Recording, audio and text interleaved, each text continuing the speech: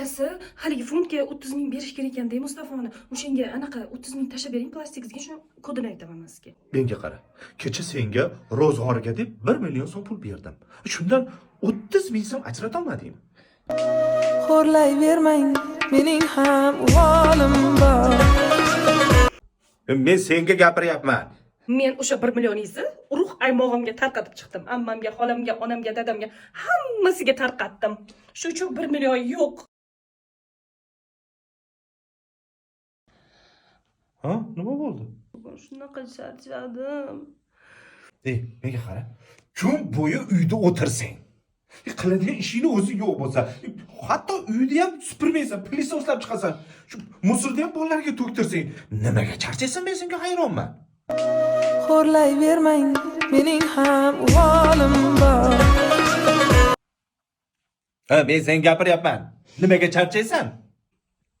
Ana shu bekor bo'lganim uchun charchadim.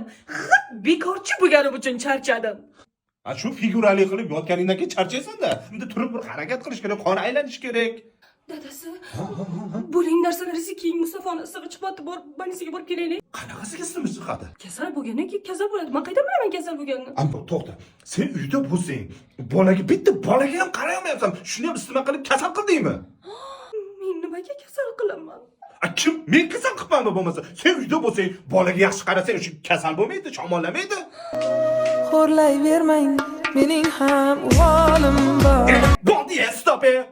Ashularni ham xo'rlatib yubordilaring. Xo'rlayvermay degan ashularni qo'yaverasan, o'zingni ham bechoraga olib, u ashula bilasanmi o'zi uchun nima uchun qilingan?